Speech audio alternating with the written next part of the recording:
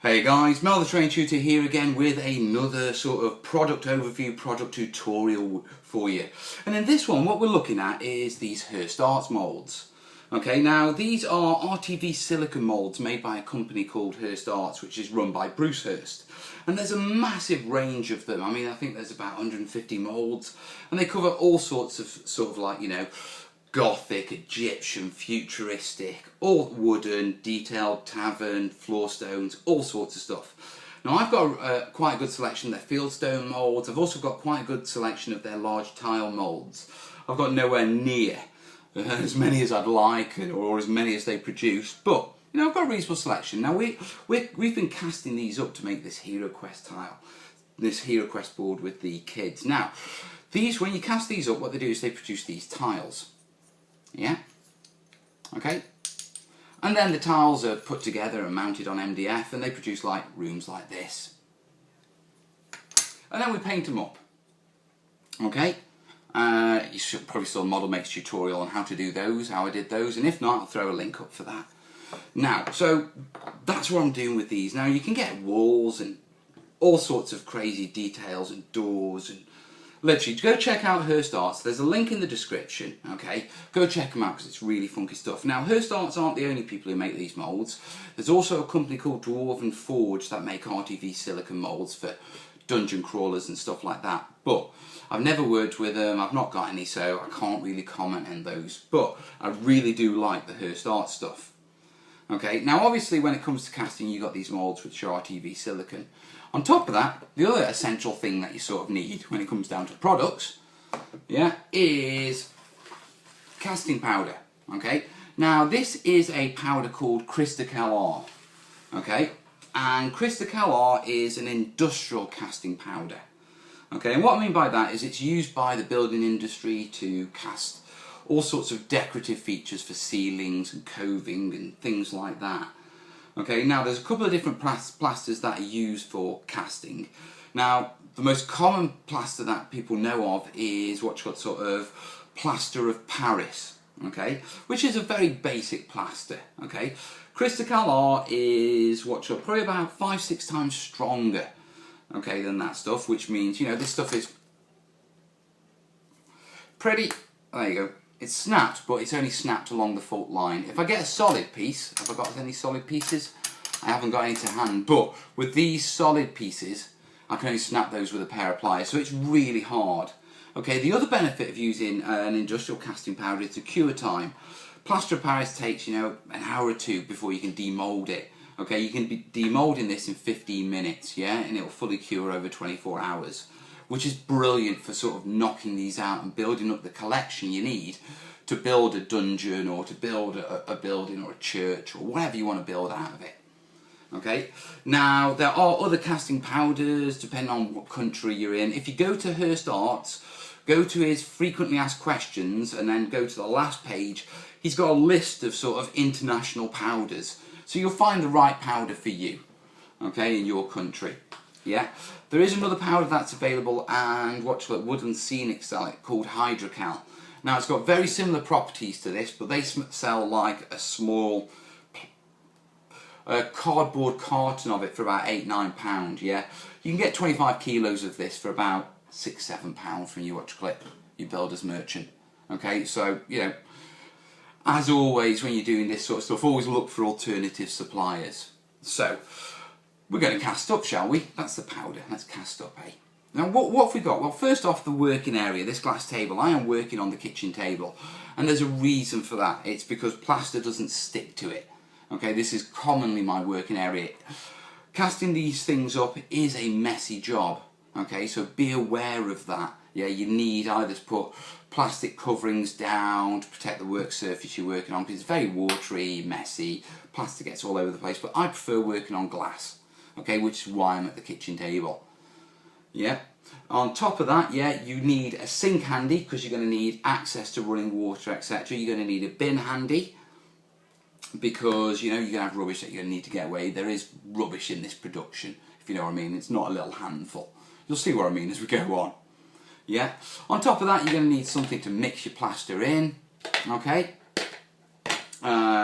Something to mix it with. you're going to need to be able to measure it. Now, with regards to measuring this plaster, another reason why I like Crystal is it's a 2-to-1 ratio. 2 powders to 1 water, which means I can use these mixing cups to mix in. I don't have to be dropping things in the side and looking at the side, etc. Okay, so we've got a pasta, we've got a caster. See what I had for tea tonight? Okay, we've got a casting powder, we've got everything to mix with, and we've got our moulds. Now, before we actually cast, what I want to do is talk very quickly about something called wet water technique. Okay, now let me just move this down here. In fact, what I'll do is I will take a scoop out of this now.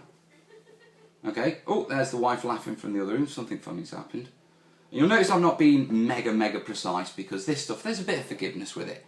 But there you are, I've got my powder ready, and now I can just literally just put this up. So I'll move this over here. There we go. Okay, so put that there. No, wet water. Now, when we're talking about wet water, what are we talking about? Yeah, you'll see it sort of referred to quite a bit. And just let me see, you can actually see that. Yeah, you can. Brilliant. Okay, all wet water is water with a couple of drops of fairy liquid or Persil or any sort of detergent.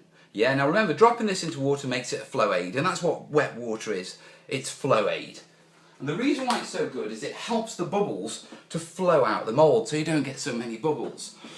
Now, just to give you an example, yeah, and I'll show you, but I'll probably throw a photo on anyway. So, this is what you call it. This is the difference between using wet water and not using wet water. And like I say, if you can't see that, there's a photo coming up now.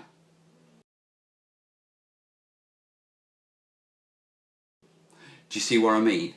What you call it, you know, the wet water lets all the bubbles flow out and really retains the detail, okay? So let me show you what you do and why it works. Now I'm only going to do it on one of these moulds, yeah, because it's quite a time consuming process to wet water.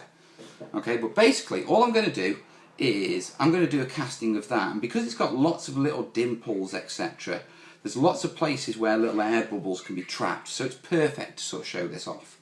So if I submerge it in the water, yeah, and I'm trying to do this so you can actually see it, so you should be able to see it there, but there's lots of little air bubbles in it. Okay, looks like the daughter's down as well.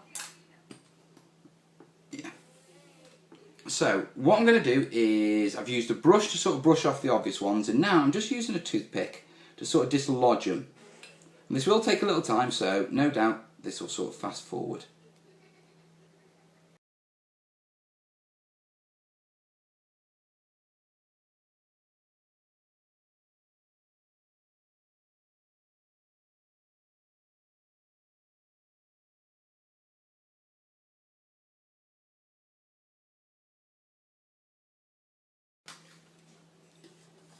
So there we have it, guys. What I've done is I've used that cocktail stick and I've literally flicked out all the air bubbles, which means all of that door now is coated with that flow aid. So when we pour plaster in, it will flow into every crevice. You know, there's no trapped air in it.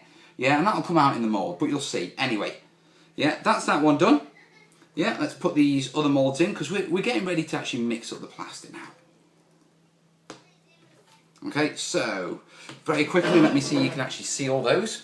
Oh, let me just turn the camera slightly, guys. Yeah.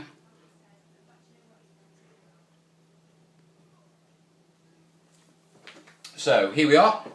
Yeah, we've got all the moulds, we've got our wet water mould, and then we've got our standard tiles. I'm going to move that over to there. And it's time to actually mix up our plaster. Now what I've got here is, just let me move those up just slightly. I've got my mixing bowl. Okay, I've got my plaster there. And then I need to put cold water in here. Now the reason that I'm using cold water, not tepid water, is because the actual curing and then the mixing of the plaster is sort of like an exothermic reaction, and the warmer the water is, the quicker it'll sort of cure. Yeah, and I want to take as long as possible while I'm pouring it so I can really get it in there before it starts to set and I can't really use the plaster. So I'm going to run the tap a little while first and get fresh cold water straight into this cup.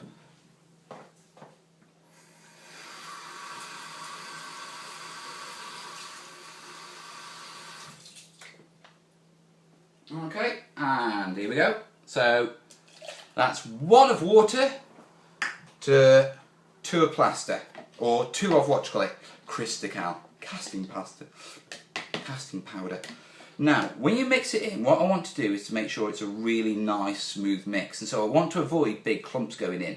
Now, normally, yeah, as us gentlemen will know, is that as you're mixing it, you give it a stir, but you reach a point where it goes in one big clump, and that's because it gets to this sort of stage. Yeah, and it's all clumped up. Okay, just simply tilt it back like that, and then tap again, and that's the way you stop it from sort of falling in one big clump.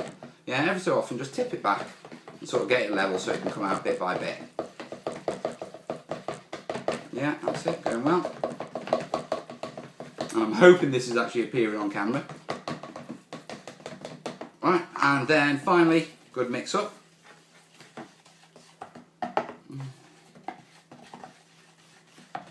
Yeah. Now when I'm mixing it, what I'm trying to do is to give it a good stir and to mix the powder and the water together, but at the same time I'm not sort of flicking it, okay? Because what I don't want to do is trap air bubbles in there, because any air bubbles I trap in, I've only got to work to get out. Now it comes to pouring, okay? And with the first pour, yeah, because the plaster is heavy and it'll sit to the bottom, it'll force like a watery plaster to the top. So what I'll do is very quickly, I'll pour that in there, and that's sort of like the slot pour. Now this is quite thick, it's thickening up quite quickly, so I'll have to get cracked on with this. Okay, but first one, I'm going to pour it into a wet water door. And I'm going to flood this, and there's a reason for that, but I'll explain it in just a second. Next up, pour it into all our moulds. I'm basically looking to get it roughly just to the top. I'm getting a bit heavy here because the process of talking. Oi! Yeah.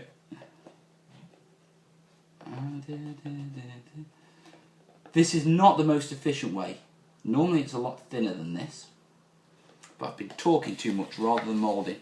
So let's get these done. This is very thick actually, but it will work for these.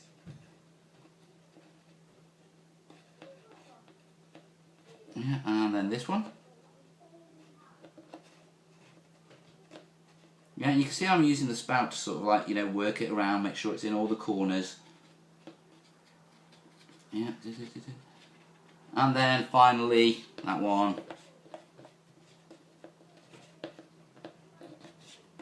This one.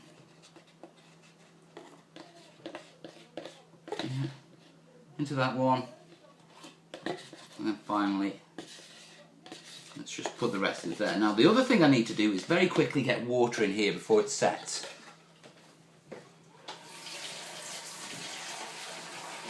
Whatever you do not pour this stuff down your drains, okay? Because it will set in your drains and it will block them, yeah? Throw it out onto a bit of dirt, grass or whatever, or, you know, dispose of it a different way. Now obviously we've got air bubbles in there and they need shaking a bit. Now what you can get when you get these sort of setups is a vibration table, which is a table that's on like rubbers with something that vibrates, such as a household tool, a personal massager. I've seen a few of those. Okay, and it vibrates the bubbles out, but I don't have one to hand and I don't really need one, to be truthful. Okay, because I can do this.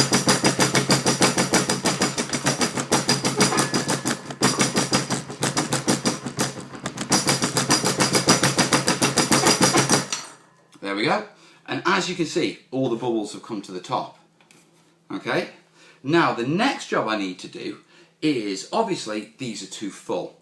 And what's happening is that the plaster is sinking to the bottom and it's forcing all the excess moisture back up. Okay? And this is why it's making sort of a slop at the top. And we need to remove that slop. Okay? So I'm going to get a plaster scraper, yeah, and I got a set of like 9 of these for £1 from a DIY store. Yeah, simple metal sheet, you can use a plastic sheet, you can use a knife, but I find these work best. Then all I'm gently going to do is just gently scrape it over the top of the mould. Yeah, and all I'm looking to do in this instance, yeah, is take off the bulk of that scum, which you can see. Yeah, that one there. That one there, and then this one here. And if you don't fill a mould completely up, you can sort of collect this, re-pour it into a mould. Yeah, give it a second to sort of settle and let the plaster sink down and the moisture come to the top. Like I said, this is messy. Okay, and then just give it a gentle scrape. Yeah. Now, what we're looking to do here, okay, is take away the bulk of this scum, and you can see it. You can see how it's sort of thin and translucent. Like that. Just like that. And just like that. Okay. Now the next thing we're going to need to do, okay, is give it a scrape and actually get it level. But we're going to wait until it cures a little bit for that first. Okay. And how to know it's cured is, do you see where you scraped it off here? Yeah, you can sort of play with it. That's still too sloppy. I'm going to wait until that starts to cure up. Right. What I'm looking, yeah, is if I look at the side right now, because the plaster's sunk to the bottom and the water's been forced to the top is very glossy. Okay, it's got a shine to it. It looks wet. And the time to know when to scrape this stuff is to wait until that gloss disappears. Okay, and so we're on a bit of a waiting game. We've got to wait till it looks like the glossy look has gone. It's gone to more of a matte sort of satin look. Now, just as we wait for that, let me just have a quick talk. This is the most basic way of doing these. This is sort of the hobby way of casting these blocks up. Yeah, as with everything in the hobby, yeah, you can take it to, like, you know, the ultimate degree. And there's guys out there who've got vibration tables. There's guys who are precision injecting their moulds with their mixed plaster. There's guys out there who've got vacuum chambers and are literally sucking the air, these air bubbles, out of these moulds. Okay. Now, that's great if you've got that set up, and it's great if you're really hammering it. But for me, I find, you know, the results are just as good, yeah, or let's just say for all that extra effort, you know, what you gain beyond the standard bricks, you know. I'm not going to say it's not worth it, but I'm going to say it's a lot of effort for not that much more improvement than the basic method, okay? So don't feel like you've got to get vacuum equipment or anything like this. Just basically pouring, scraping, tapping, all will produce great bricks with these moulds. Okay, so don't think you've got to have brilliant kit. Now, looking at it, it's still very wet, so what we'll do, guys, is we'll fast forward and we'll come back when it's ready to cure. Now we're at a stage where it's lost its glossy look and it's starting to look like wet mud or a satin look. Okay, and this is the time to do your sort of scraping to level off the pieces. Remember, the first scraping was just to take off that excess slop. Okay, now when you scrape like this, there's a couple of things you need to do.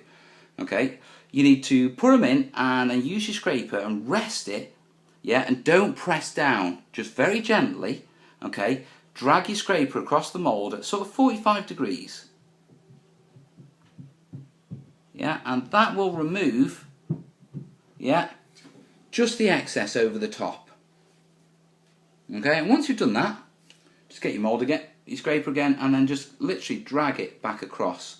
And what you're doing with this is, the first one will have pulled some plaster to one side. Yeah, and all you're doing by smoothing over with a second stroke is taking the sort of the plaster, smoothing it back down. So very quickly on this door, our wet mould, yeah, drag it across and then smooth it off. Now there's two sort of things you can do wrong with this. One of the things is you can press down too hard when you're scraping and remove too much plaster from the mould, because at the end of the day these things do flex. It's silicone after all. So if I get this, and what I do is I press down too hard, yeah,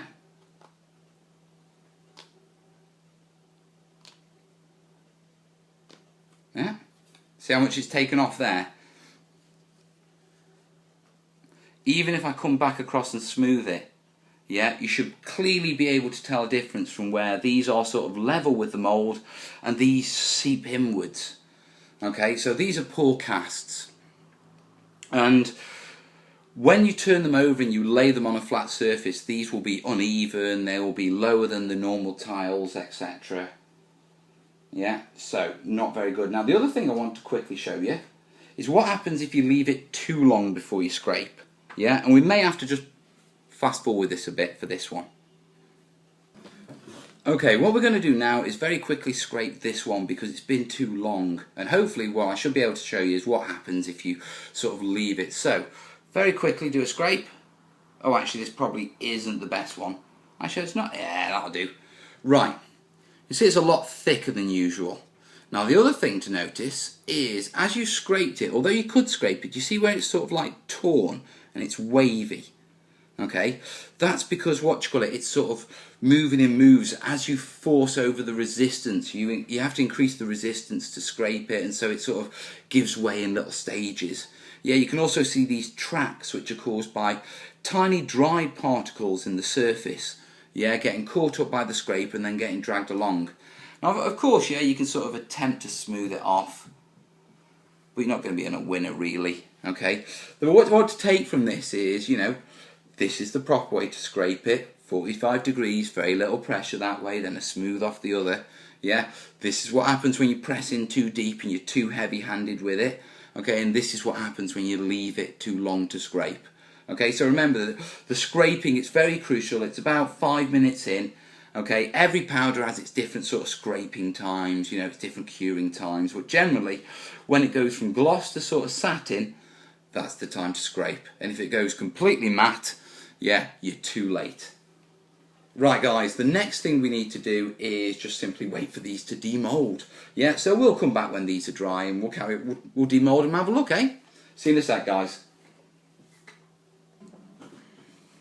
Right guys, it's been about 13 minutes since we've done the scraping, and I'm guessing that these are almost ready to come out. Okay, now there's a couple of things you can do to make sure that they're ready. Okay, now do you see this off spill? Don't mess with the moulds themselves, because if they're not ready, you'll knacker them. Yeah, but this off spill, you can pick it up. Yeah, and it's not 100% cured, but it's got there's a little crispness to the way it snaps. Let me see if I can break another one of these off. Can I? No, I can't. Not without taking the mould out. So, let's demould. Now another quick way of telling whether it just has a spot in it, another quick way is, if you actually look at the tiles, yeah, and you won't be able to see this on the camera, but when you do it yourself, you will. Yeah, very much around the edge, just around the edge, yeah, it turns slightly whiter where it's curing off. So if I just pull that back, yeah, as that edge is cured, okay, it's gone whiter, so you get this white effect, and that's another good indicator of time that, yeah, they're ready to demould. And the demoulding process is really simple. All you do is pick your mould up, yeah, and very gently, because they are still wet, they're not 100% hard, yeah, is pop your pieces out. Yeah, like that. And as you can see, they're coming out, they've got all the detail, there's no air bubbles in them. Okay, it's a good casting. Yeah. And what I'll do is very quickly, oh, come on, slide off. See, this is why I do it on a glass table, guys. And I did say it was messy. It's going to kill me. Yeah, if I put these here, yeah, just quickly. And normally I'm actually just putting them to the side on a paper towel. Yeah, so get rid of those. Now, those are our really good castings. These are our ones that we scraped a little bit excessively because we pushed down too hard. Now, if I put one of these out, yeah, you can see, oh, actually, because of the rimming, it's holding up. The rimming, the ridge around the edge. Yeah, but if you look at them, you can tell that they're not quite right. Okay, and that's because they've been scraped, too heavily. Yeah, this is probably the best example. Look at that. It's freaking horrible. Yeah. Then finally, the ones that we scraped. I mean, I'm not going to use these. I'll throw them. Or, yeah, they'll go in a bits box or something. Yeah, this one. Yeah, and this is the one which is really sort of raggedy. You can still probably get away with it. I mean, there's just one tiny little air hole in that. That'll get filled with painting. Yeah, they're fine.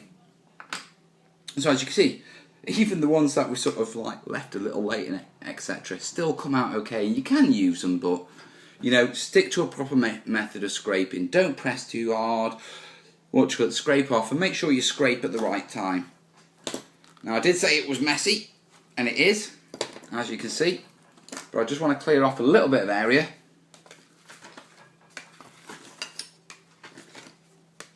You see why I use the glass table now? Yeah, because what I want to do is very quickly do this door. Now remember, this is our wet water mould. Okay, oh, get off. Go away! Now, I've got to be really careful with this. I normally leave it a lot longer to cure so it was harder because it's quite a thin piece. But we're filming, so let's give it a go now. Yeah, and very, very gently.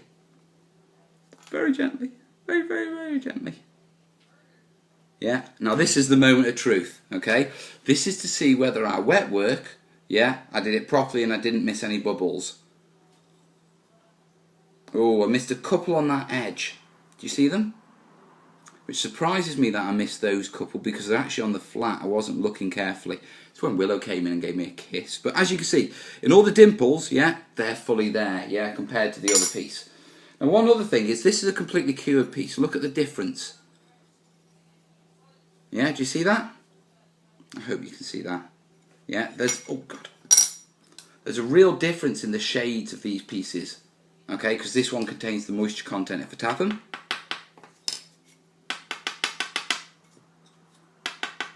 Yeah, there is a difference. Okay, now obviously these are fully cured and it will take about 24 hours, yeah, for them to fully cure by just leaving them on a piece of paper. What you can do is accelerate that curing, and what you can do is you can buy a food dehumidifier, which are like, basically they're a little plastic oven, yeah, and they dry your food out. Okay, what I commonly do is I put them all on a baking tray on some tin foil, and then after the oven's been used, yeah, I'll put them in while the oven's cooling down, and the heat in the oven, you know, about 100 degrees, yeah, it will just, you know, all the moisture will just come out of them and they'll come out really nice and crisp. Okay, and that's basically how to cast up these Hirst blocks. Now, like I said, this is the hobby method. Okay, I haven't got vacuum chambers, I haven't got I haven't got vibration boards or exact measurements, yeah, but basically I'm working off the kitchen table with a couple of moulds and I'm getting good results. Yeah, easily good enough for any hobby project that, you know, the vast majority of us will want to do. Obviously, I can invest far more time into me wet brushing and my moulds, I can invest into my equipment and take it to that higher level, but, you know, for me there's not much to gain going that way. So anyway, there's that piece.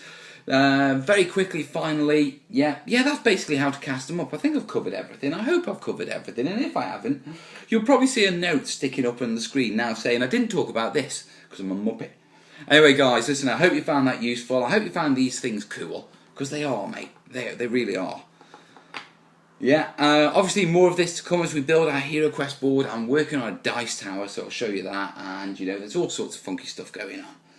Yeah, in the meantime, if you've got any experience of using these things, if you've got any questions, if you've got any advice, if you had any problems, or if you just want to say hi, yeah, drop it in the comments, okay, guys? Yeah, just, you know, I always answer my comments, yeah, drop them in.